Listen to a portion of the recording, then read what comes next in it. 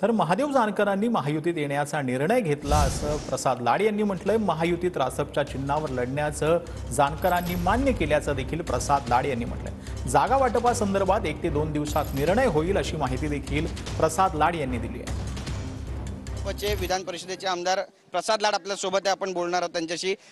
जानकर ज्या पद्धतीने आले, एक धक्कातंत्र म्हणा देवेंद्र फडणवीस यांचं, आणि आता महायुतीसोबत ते 2 जागेची मागणी केली, एक मिळते असं सुद्धा म्हणतात।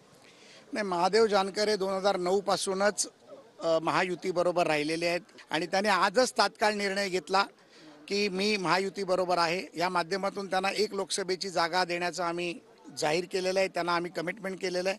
ती जागा लवकरच येणाऱ्या 2-3 दिवसात आम्ही जाहीर करू। माननीय मुख्यमंत्री, माननीय देवेंद्रजी, माननीय अजितदादा ह्या सर्वांवरती विश्वास दाखवून, माननीय मोदीजींच्या आणि अमित शहाच्या नेतृत्वावर विश्वास दाखवून जानकरांच्या निर्णयाचं मी स्वागत करतो। जागा वाटपाचा फॉर्म्युला काही ठरलाय वर्षावरच्या बैठकीमध्ये? या लवकरच कळेल 2-3 दिवसात। बरं, उद्या होळी आहे, रंगपंचमी, धुळवड आहे, बरेचसे रंग आकाशात उडताय। तुमचा आवडता रंग कोणता आहे आणि महाराष्ट्राच्या निवडणुकांमध्ये कोणता रंग सगळ्यात जास्त दिसेल? होळीच्या धुळवडीमध्ये आता भगवा रंग तो उडवला आणि काही लोकांना तो रंग लागलाही असेल, त्यामुळे मला वाटतं की आजची भगवी होळी अतिशय अशीच आनंदात महाराष्ट्रात 45 व देशात 400 पारच्या माध्यमातून जाईल। तुमच्याशी बोलल्याबद्दल कॅमेरा पर्सन मनीष विचारेसह गिरीश गायकवाड, TV9 मराठी, मुंबई।